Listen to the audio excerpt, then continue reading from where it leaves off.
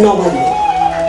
বাঙালিদের কাছে নবান্ন হল একটি ফসল উৎসব, যা সাধারণত নতুন ধান কাটার পর উদযাপন করা হয়। ভারতের পূর্বাঞ্চলে মূলত পশ্চিমবঙ্গ, বাংলাদেশ, ত্রিপুরা এবং আসামের বরাক উপত্যকায় এই উৎসব পালিত হয়।